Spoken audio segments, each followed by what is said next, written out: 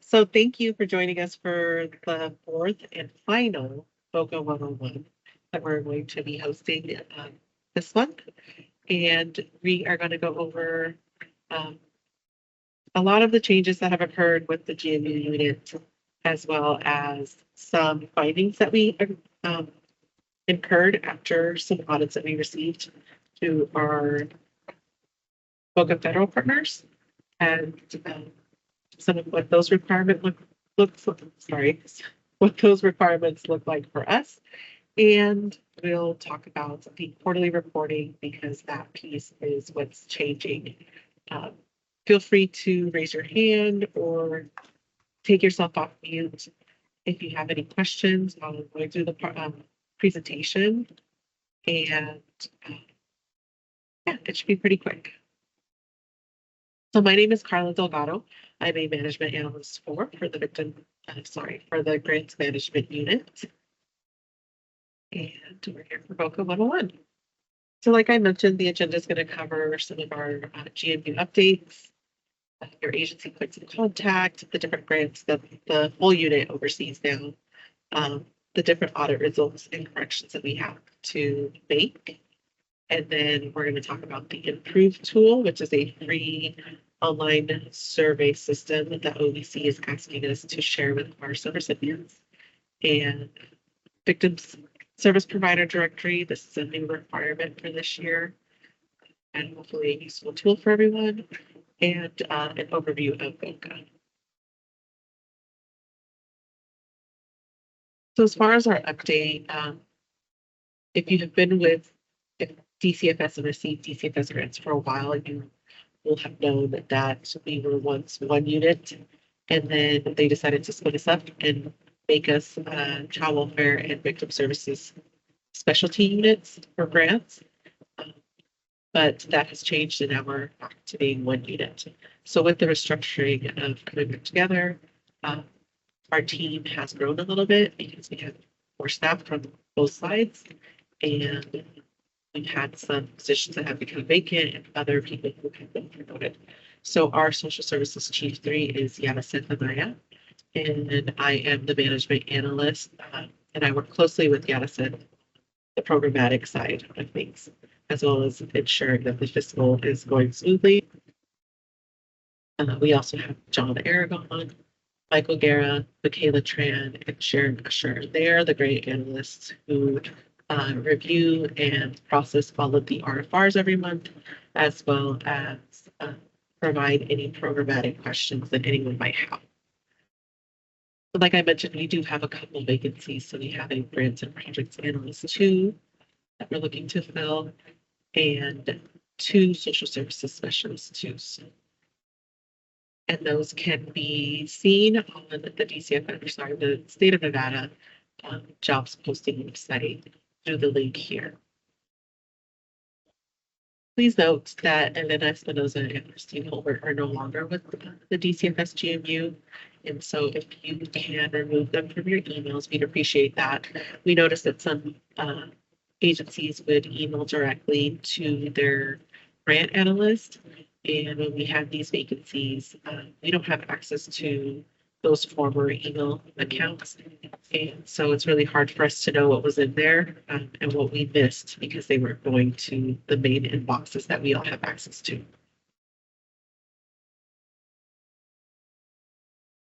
So with the restructure, we decided to make a list of all of the subgrantees that we have from all of the awards that DCFS subgrants out. So of those awards, we then assigned specific agencies to each one of our staff who are going to be working on the RFRs. So as you can see here, John has 4 agencies, Michael has 7 agencies, and Michaela, Sharon, and myself have the bulk of them. So these are the agencies that I will be processing payments for. We also have Michaela and Sharon Usher. If you don't see your agency on here, it's just a typo on our end. So please let me know and I can let you know who your assigned point of contact is if you need to know that.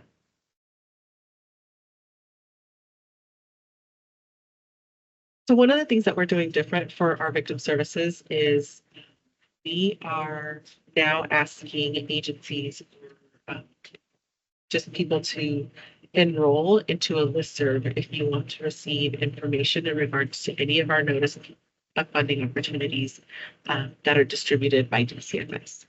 So they are going to be kept separate. We are going to continue to have a child welfare specific one as well as a victim services specific one.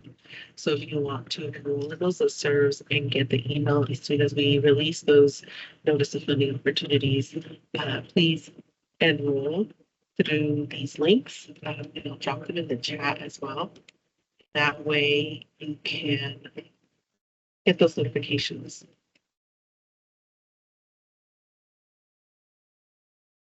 We are not going to be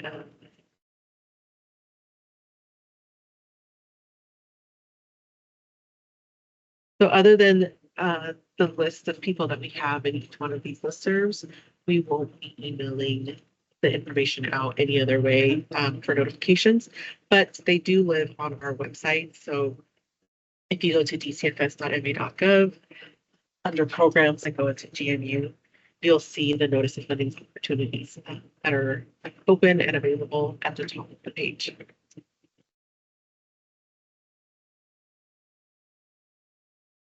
So these are some of the grants that you may be used to seeing unless you receive some of the child welfare grants. So this is the victim services grants that we oversee. So GMU does both programmatic and the fiscal review of each of these grants, which includes the Family Violence Prevention and Services Act, several American Rescue Plan awards. 3 of them are specifically tied to VOCA. So there's the Domestic Violence, Sexual Violence, and the VOCA Testing Award that ends next summer. We have the Victims of Crime Assistance, State of Nevada American Rescue Plan Act funding dollars that we received, as well as the Victims of Domestic Violence and Sexual Violence, which we refer to as marriage license. The child welfare side, there's a longer list of awards that we oversee through them, but we don't oversee the programmatic piece for all of these. It's mostly for processing the payments through the RFR process.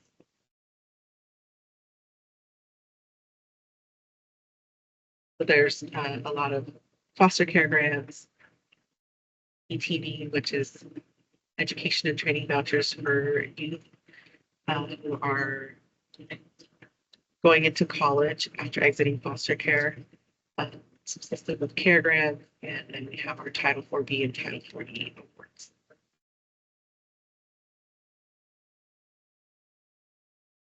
So that is the first piece of our presentation. Does anyone have any questions?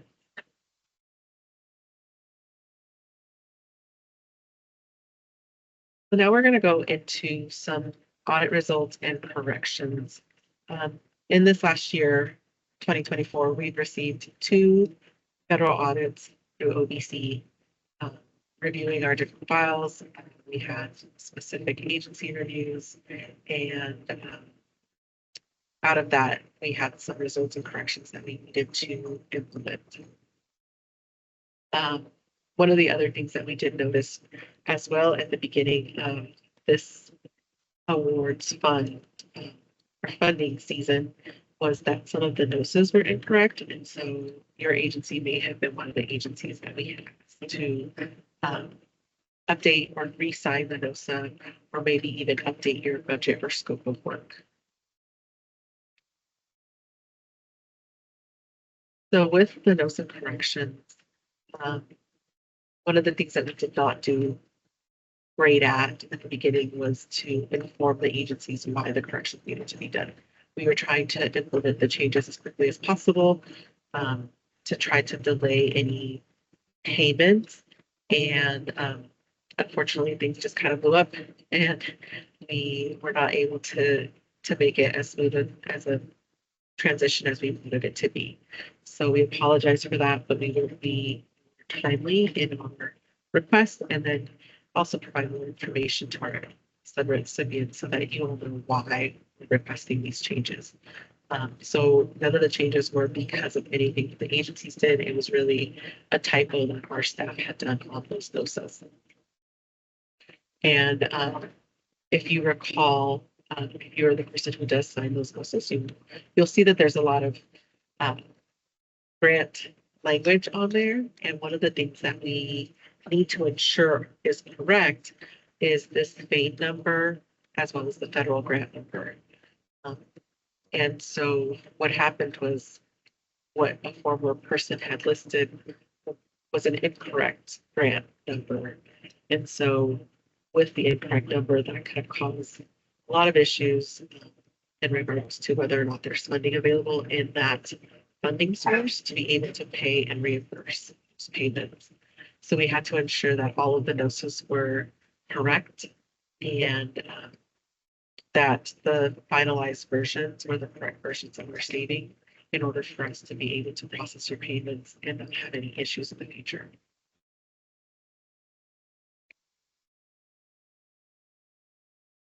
One of the other things that we were told is that we missed a few of the special conditions when we released our NOSIS. This was for all agencies, and so we do need to correct this.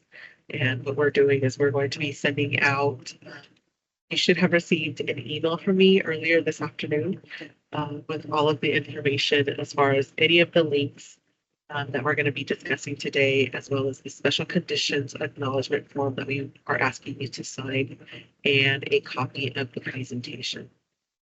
So if you didn't get that, please let me know.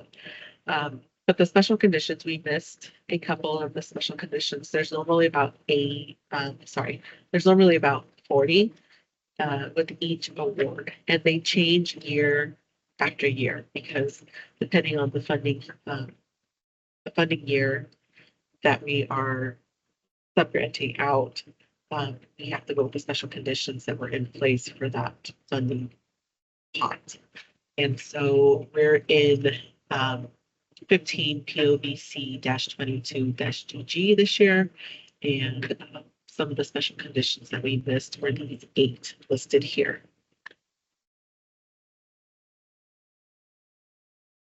So just to kind of discuss some of the special conditions, the first one is conference costs. So if your agency is using the VOCA dollars to pay for any conference costs, then you would have to make sure that you review this piece on what is allowable and not allowable for that. Compliance with 41 USC 4712. This is in regards to whistleblower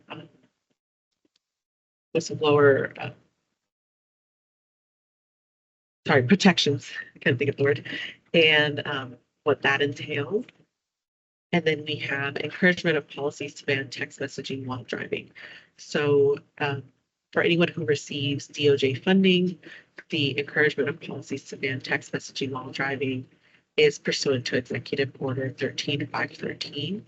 And we need to ensure that all of our agencies adopt and enforce policies banning employees from texting and driving any vehicle during the course of performing work that's funded by these awards. The next one is the training guiding principles for recipients and subrecipients. If you click on the link here, it will tell you all of the training and guiding principles that us as the state awarding agencies, as well as you as the subgrantees, need to abide by and have your staff take. Then we have data for performance measurement. And this one is specifically about our quarterly reporting and the data reporting that gets entered into the PMT system. Just making sure that you maintain your data for the prescribed amount of time so that if we ever need to go back or your agency is audited, that you have that information and are able to supply that to us when requested. The next one is general appropriations law restrictions on the use of federal funds. So there's some appropriation law restrictions, and you can review the information in the link here or in the link in the document that we sent out. And the last two are compliance with local statutes and VOCA requirements and employment eligibility verification, or the use of E-Verify. If any of your agencies also work with children, one of the special conditions that we didn't miss, but I do want to highlight, is ensuring that if your agency does work with children and uses the federal funding for providing services and programming to children, that you do that additional. So you need to do the background check, but you also need to do a child abuse neglect screening. And I can send you the link on how to request those, because those are done here in our office as well, through our family programs office. So I can get you the link for the CAMS checks for your staff. And so the sheet that's going to go out is a 2-page Word document, and we ask that you review and sign the acknowledgement form and submit it to us by the end of this week, please. So the VOCA service data reports.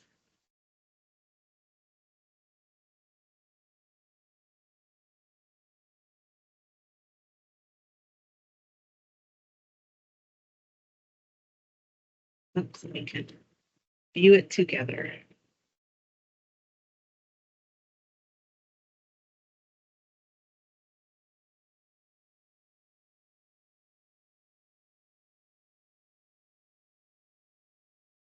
So one of the things that you'll notice from previous years of VOCA quarterly reporting is that we're moving to an online reporting application. And so it's going to be done through that link here. And if you click on the link, you can save it. It'll be the same link for all 4 quarters. You just have to select which quarter you're reporting on and fill in any of the blanks here. So one of the things that we were told after one of our audits was that the way that we were counting all of the new individuals that we serve was incorrect. We had formally asked agencies to provide all new individuals in quarter 2, and in actuality, they should always be reported as quarter 1.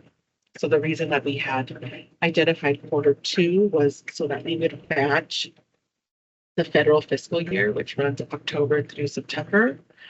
But we were told that that was incorrect. And it really should be the first quarter of our award, not the federal award. And so we're changing that for the SFY25 reports and moving forward. But we will be asking that all of our agencies resubmit the SFY24 quarterly reports again, with the caveat that they fix the quarter 1, quarter 2 information so that we are reporting the correct numbers. And YAMSF will be sending out a link for the SFY24 reports sometime this week. So you should be on the lookout for that email, and she will have the due date as to when those reports need to be submitted. And now I'm going to pull up the report so we can just kind of walk through it. Does anyone have any questions so far before I go into this? Okay. So this is the new quarterly report. All of the questions remain the same. These are the questions that are mandated through OVC on what we report for VOCA funding. So quarterly reports will be due by the 15th of the month following the end of the reporting quarter. We know that we missed the October 15th deadline for you all, so we are giving you until November 4th to submit your quarter 1 data for us. So at the top here, you'll enter the agency name and your grant award number, plus which quarter you're reporting on. One of the things that you'll see is different from the from the Excel workbook is that we have incorporated all of the instructions in with each of the questions. And so it makes it for a longer scrolling that you have to do, but I think ultimately it'll be more helpful because you'll have the instructions and the definitions right there handy for you when you're completing the reports. So for questions 1, you'll tell us the total number of individuals who receive services, and question 2, the total number of anonymous contacts received during the reporting period. And then question 3, how many were new individuals who received services from your agency? So again, for quarter 1, July through September, all individuals should be counted as new. And we made those instructions in bold with stars, with lights, so that you wouldn't miss that. Then we go into the demographics piece. There is an update to the race ethnicity section, and we are now being asked to report on people that come in for services who are Middle Eastern or North African. And so here's the countries that you would report under this section, and those are listed at the end here. So again, if you would complete, your information like you did the Excel workbook, the one thing to keep in mind is that every single question is required. So if you don't have, say you didn't serve anyone who was Asian in that quarter, then you would have to submit a 0 in here so that we know that you did respond to the question, but you just didn't serve anyone of this race and ethnicity. Then we go into gender identity, that's all the same, age, and victimization type and special classifications. So here's where it gets a little bit longer because we provide you with the instructions on how to complete the section, any notes that you might want to be aware of, plus the definitions of each of the victimization types. So this is a long list, but it does provide you with some great guidance as to what would fit under this type of victimization or crime.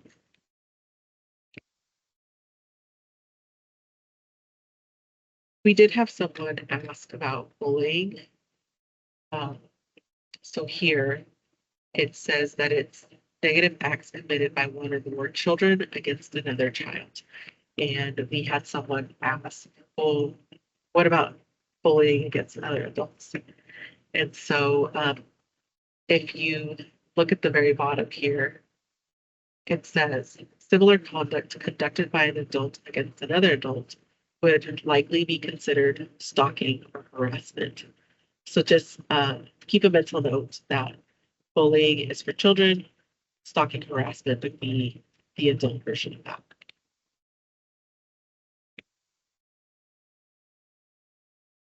And after all of the definitions, then you go into the section where you report on the different victimizations.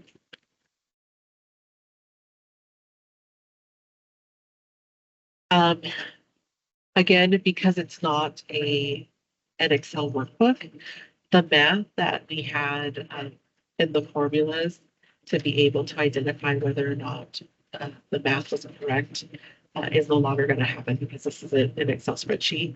So we'll do the math after the fact, but we also want to make sure that you're checking your math to ensure that the numbers do match up. So we provided some additional guidance here where some of the questions that require adding or subtracting or making sure that the totals match certain areas is always going to be listed in the instructions.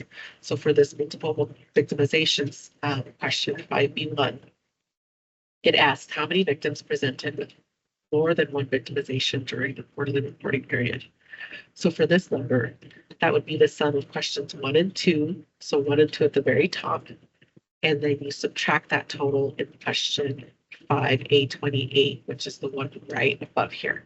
So whatever total you got here, you would subtract that from the sum of questions 1 and 2, which would be all new and all anonymous contacts. Then we go to special classifications. Then you get into the direct services section. And this is just like the workbook. You would click the sections of direct services that are provided. Did you have information referrals, personal advocacy, emotional support, etc.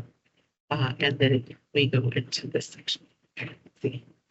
Once we enter our statistical data on the new website, is there a way for us to export data into Excel or another format to keep for our agency? Also, I didn't get the email. Okay, Heather, I'll email you directly the email with the links and the special conditions form. And yes, so agencies will not be able to pull the data once it's submitted, but you can just email us. You can email myself or Yana said we have access to the forms, and we can print you out. Well, not print you out, but we can download a copy of it and then send it to you. Depending on your agency, we can send this out after every quarter once it's been finalized and approved by us, or we can do it at the end of the year and send you all 4 quarters at the same time so that you'll have copies of it. But we will be sending out copies. It's just whatever preference your agency has, whether you want it after the specific quarter or once a year. And there's also the possibility to fix any errors. So if you're working on a report and then you identify that you missed a couple of clients or services that you had provided and need to resubmit it, just let us know. We'll make the previous report invalid, and then you'll be able to go in and submit a new report, and we'll know which one was the new one and which one was the old one. So we can always do that as well. So all you have to do is just email Yana, Seth, or myself, and we can help adjust any of that for you. So this is where the math is important. So for the sections that we discussed, the direct services, there's going to be a question at the top. So the main question here for 8 is enter the number of individuals who received services in this category. So you will enter your number here, say it was 50. And then the sum of the services in 8.1 through 8.4 must be equal or greater than the number of individuals who receive services reported here. So this is the part where you would then do your math here. So if I did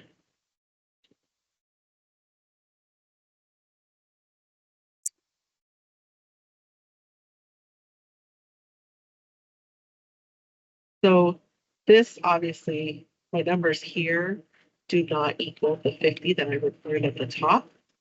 So I know that this is incorrect. Once we receive your data, we will be putting it into Excel. We will be double checking this math. And so it's important that you identify that for these, the number has to be equal or greater than the number of individuals, because we know that more than one individual may be receiving more than one service, but we can't have less than this reported in the sections below. Just be mindful of that one.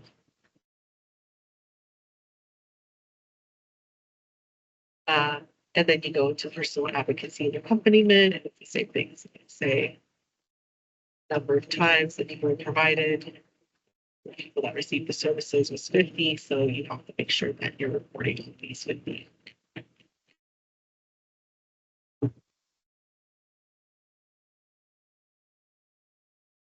And then the last section is public presentations. This is the same as what we had in the workbook. You enter the number of public presentations that were provided, and then on the top, number of participants, the presentations for adults, for the general audience, and for the youth. And then we have a section for additional comments. Here you can submit any additional comments that you want us to be aware of, or any of the good stories that you have, success stories, things that are working, maybe some gaps in your community that maybe need to be made aware of. But the success stories will help us because oftentimes we are in meetings with other states and our OBC partners or our program specialist for VOCA, and they ask like, "Hey, what's going on in your state? What's happening?" And if if we're not your grant analyst or we're not the person who is in your community, we may not know about some of the awesome things that you guys are all working on. So please let us know so that we can report that out and boast about what our agencies are doing in our communities and um, all of the good stuff. So, but if you have some things that are maybe not so great, we want to know that too, right? Are there gaps that we need to be looking into? Is there an opportunity for us to maybe try to identify different funding sources to be able to fill those gaps or get creative in any ways? And then one of the new pieces of information that we are requesting for quarterly reports is the name and contact information for the person who's filling out the report. We understand their staffing changes. We understand, sorry, read the questions. We understand that sometimes you have one person who may have a promotion and is not doing the work anymore. And so we want to know, if I have questions, who can I contact and who can help resolve any concerns that I have in regards to the reporting. So the scope of work data, if you want to report on it, it's not part of what we are capturing through this quarterly report. We definitely want to know that you're meeting your scope of work data. So I'll have to ask Yanisette if she wants to add that to this because we didn't think about that. So thank you for bringing that up. But we'll let you know. For now, if you wanted to put it into the additional comments, it would be amazing. Or we'll figure out a way to make sure that we get that data.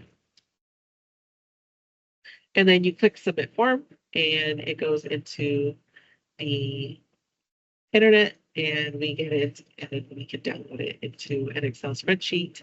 And that's how we will manipulate the data. So the thing that makes this easier on our side is that we no longer have to then consolidate the reports that we receive from all of our agencies into an Excel spreadsheet. We are able to do that all at once they're all submitted. Okay. Does anyone have questions in regards to the quarterly reports? Or any additional questions? Thank you, Heather.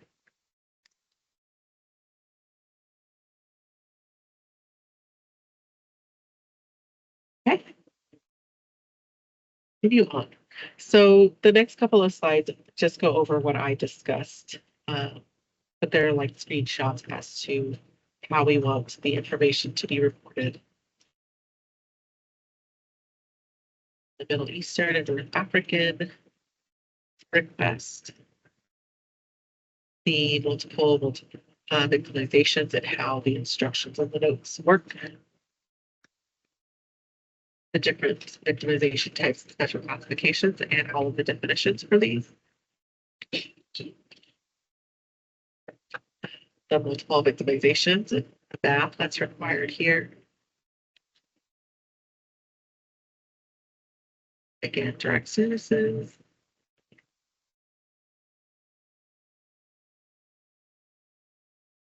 And, okay. So the other thing that the Office of the OIG has recommended is that we ensure that we incorporate controls to verify the accuracy of our quarterly performance reports. And so one of the things that we will be requesting from agencies from time to time is for you to provide us with backup documentation in regards to previous quarterly reports that you've submitted.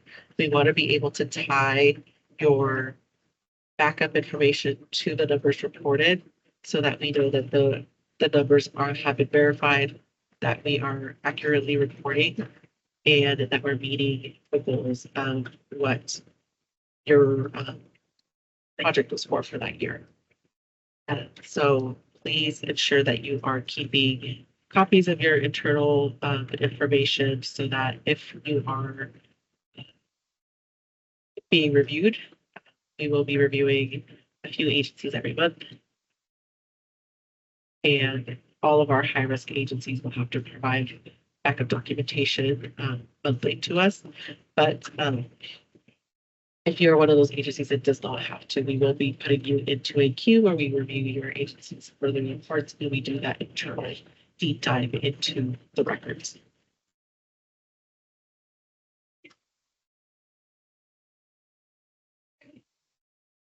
So now I'm going to discuss Improve. Improve is a free tool for organizations serving victim survivors to measure service quality and outcomes. So it is a tool that's being funded by OVC through VOCA dollars that they have in order to be able to provide an easy to use survey tool that our service providers throughout the states and throughout the nation can collect data and be able to identify any gaps, any needs, or any additional information that is reported through those that we are serving through the program.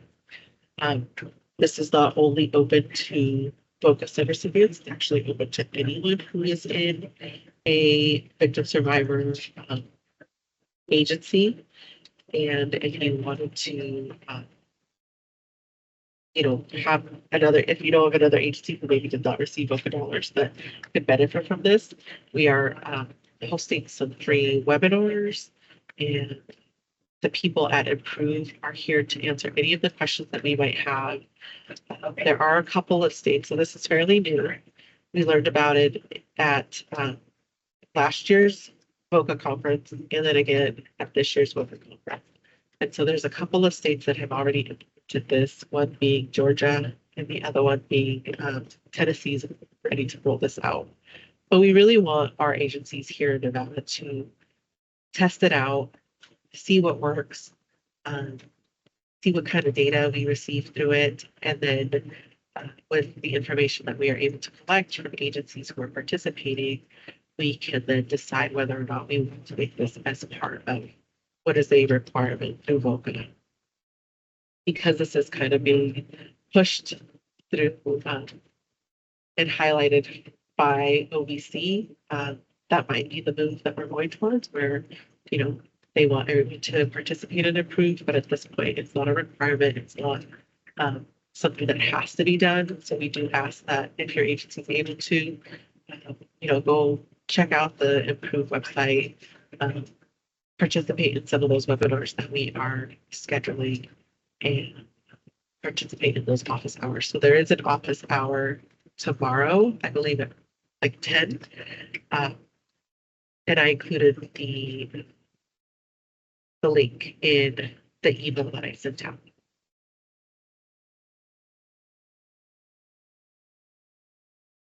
And then the last thing that we are asking our agencies to provide us is information in regards to your specific programs from the funding that you receive through DCFS.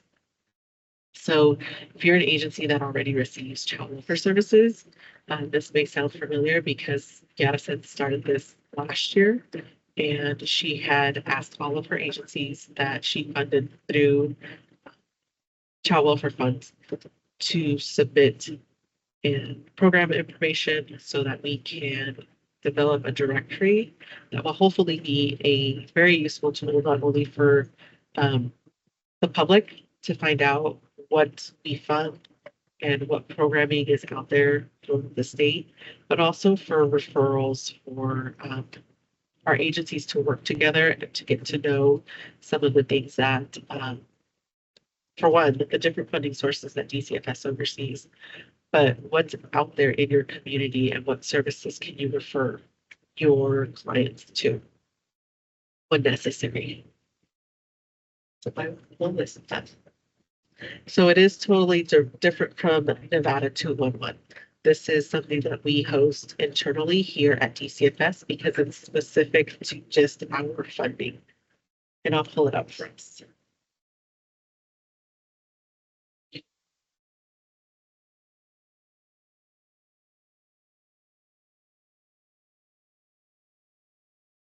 So that's one.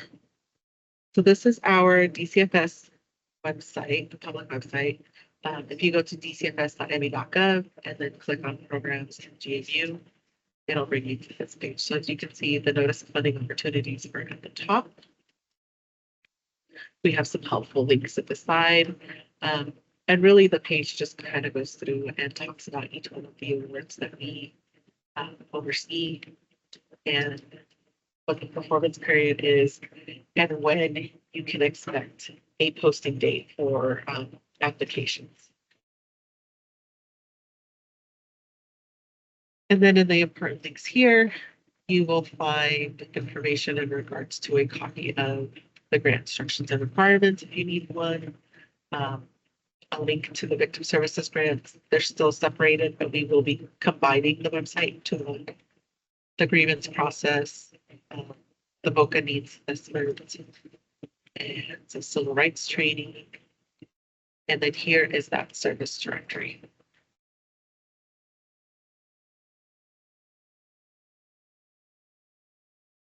So the service directory goes through, and like I said, this one lists out all of our trauma programs because we weren't combined unit yet. And you can click on the different awards. Here is Title 4B, Promoting Safe and Stable Families program. So it gives you a description of what the program is, primary goals, what the funding must be used for,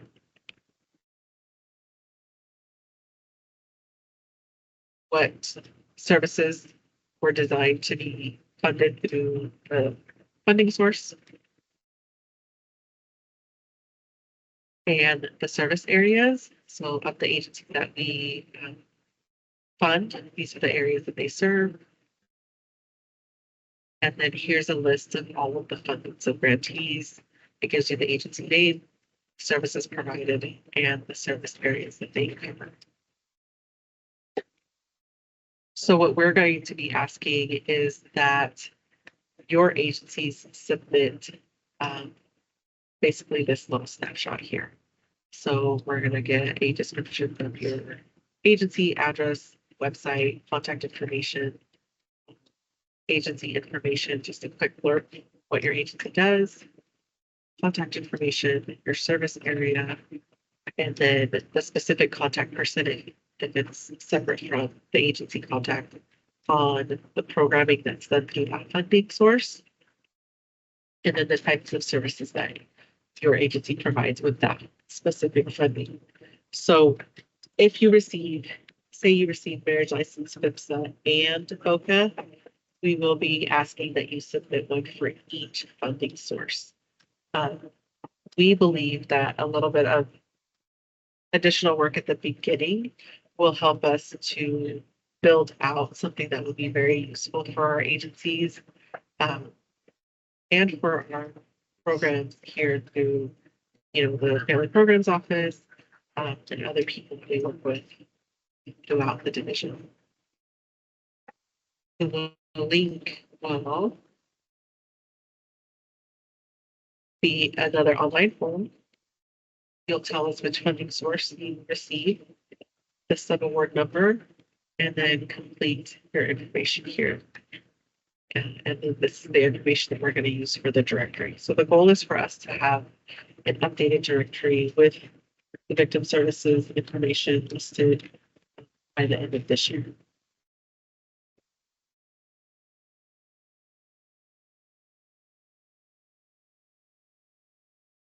And VOCA. So VOCA was passed by Congress and signed into law by President Ronald Reagan back on October 12th, 1984.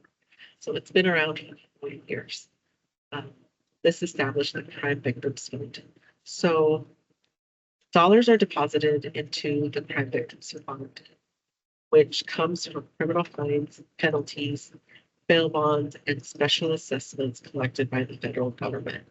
VOCA dollars are not taxpayer dollars. So we don't pay any taxes that goes into this.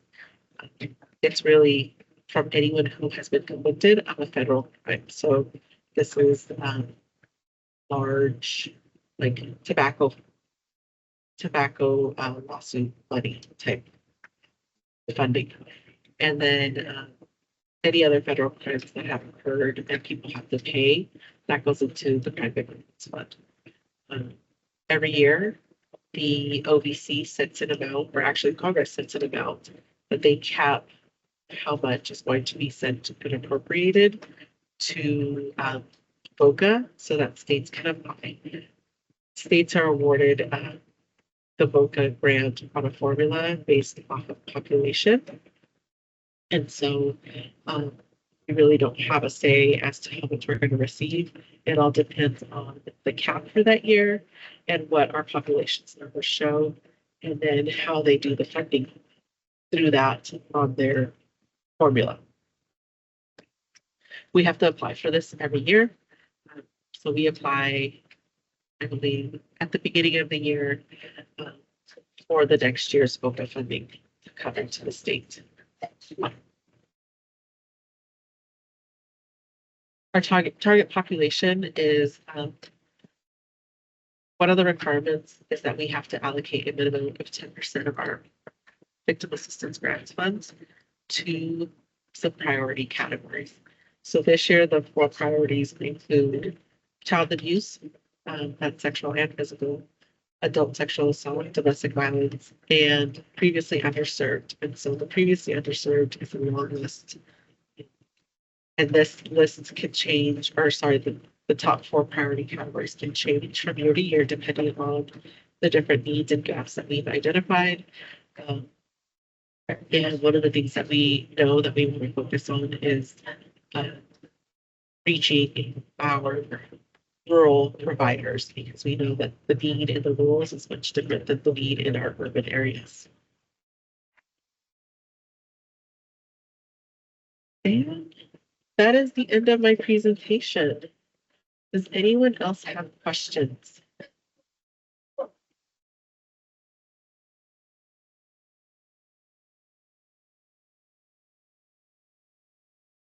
Okay. I don't see any additional questions. Ellen and is it Neha? Did you receive my email from earlier today? Make sure I send it.